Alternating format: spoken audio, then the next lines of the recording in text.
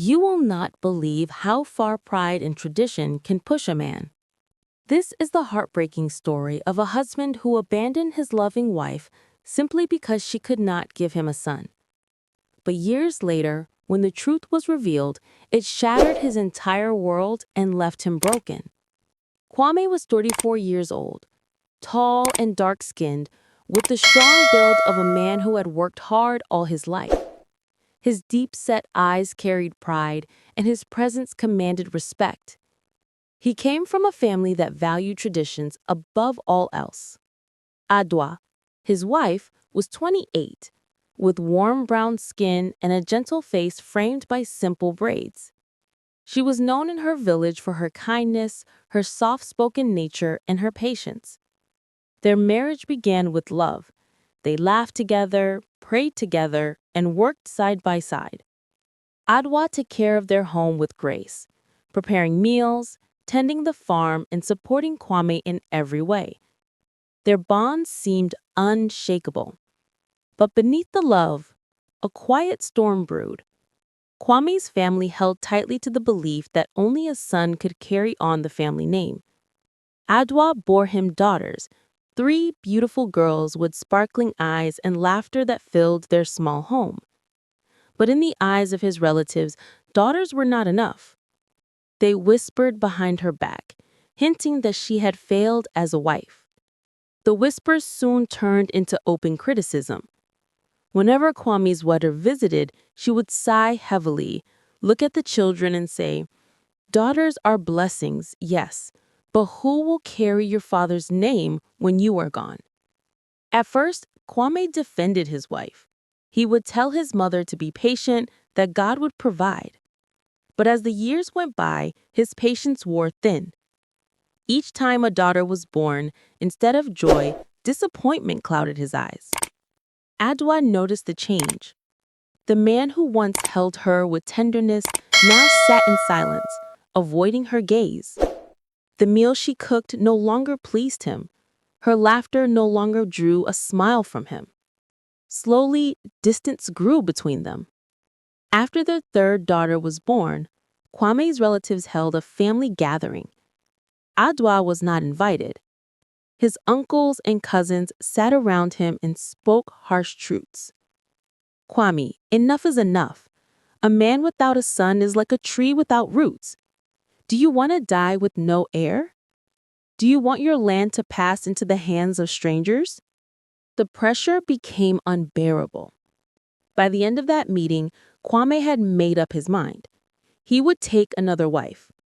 When he broke the news to Adwa, her heart shattered. She pleaded with him, reminded him of their vows, begged him to remember their love. But Kwame's pride had taken control. He told her coldly that it was her fault. She had failed him. Within weeks, Kwame had married another woman. Her name was Ifwa, younger, lively, and from a family that promised fertile bloodlines. He brought her into the same house, forcing Adwa to live under the same roof with her replacement. The humiliation was unbearable. Adwa's once bright eyes grew dim, and her smile disappeared.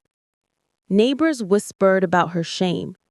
Even her daughters, too young to understand, felt the tension. Eventually, Kwame pushed her out completely. He gave her a small piece of land far from the main village and told her to raise her daughters there. He rarely visited. Adwa's heart was broken, but she refused to curse him. Instead, she poured all her love into her daughters, determined to give them the life she never had. Ifwa became the center of Kwame's world. She was praised by his family, showered with gifts, and treated like a queen. For a while, it seemed like Kwame had found the answer to his problems. Months passed, then years. But Ifwa bore him no children at all. At first, he excused it. He said it was God's timing. But when 2 years turned into 5 and still there was no child, whispers began again. This time, the whispers were not against Adwa, but against him.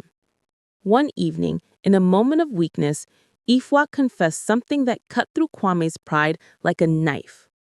She told him she had once been warned by doctors that bearing children would be difficult, perhaps impossible.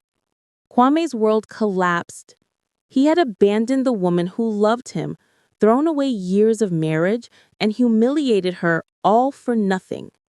Still, his pride would not let him go back. He held on to Ifwa, hoping against hope that one day a miracle would happen. But that day never came. Meanwhile, Adwa's daughters were growing. Though they lived in hardship, their mother's love and guidance shaped them into strong, brilliant young women. The eldest became a teacher, admired for her intelligence. The second became a nurse, saving lives in nearby clinics. The youngest showed talent in business, helping her mother sell produce in the market. Adwa, now older, watched them with pride. Though she had been abandoned, her children became her crown. She often told them, "What your father could not see then, the world will one day recognize." Years later, Kwame attended a funeral in the village. As he sat among the elders, people praised the accomplishments of Adwa's daughters. They spoke of their education, their service, their kindness. Whispers started among the crowd. Some asked, why would Kwame cast out such a woman? Why would he shame the mother of such wonderful children? Kwame sat in silence, his head bowed. For the first time, shame burned deep in his heart. At night, Kwame could no longer sleep. Memories of Adwa's gentle smile haunted him. He remembered the meal she cooked, the way she stood by him during hard times, and the love in her eyes when she first gave him a daughter. Tears filled his eyes as he realized what he had lost. He had traded gold for dust, love for pride. One day, swallowing his pride, Kwame went to see Adwa. He found her sitting outside her small home, now aged but still graceful. Her daughters surrounded her, laughing as they prepared food. Kwame's heart broke at the sight. He realized this was the family he had thrown away. He greeted her, but she looked at him with calm eyes that held no anger, only distance. He begged her forgiveness, but her silence was heavier than any words. Adwa listened as he spoke, but she did not invite him inside. She told him gently that forgiveness was in God's hands, but trust once broken could never be fully restored. Her daughter stood protectively by her side, watching the man who had abandoned them. Kwame felt smaller than he had ever felt in his life. As years passed, Kwame grew old. Ifwa, frustrated by her inability to conceive and tired of his bitterness, eventually left him. He was left alone in his large house, once filled with dreams of sons, now empty. The laughter of his daughters, the warmth of Adwa's presence, and the love he had rejected all haunted him in his solitude. On his sickbed, Kwame whispered to those who came near. He admitted that his greatest mistake was abandoning his wife because of pride. He said that he had learned too late that daughters are as much a blessing as sons, and that love is more important than tradition. His story spread across the village, serving as a warning. People told it to their children, reminding them that pride can destroy the most precious things in life. They said, "A man who despises the blessings he has will one day weep for what he has lost." And so this is the story of Kwame, who abandoned his wife because she bore him no sons and lived long enough to regret it. Let this story remind us that children, whether sons or daughters, are gifts from God. Love should never be measured by tradition, but by the heart. If you found this story moving, subscribe to Africa Tales and Truths. Share it with someone who needs healing, and let these stories continue to touch lives.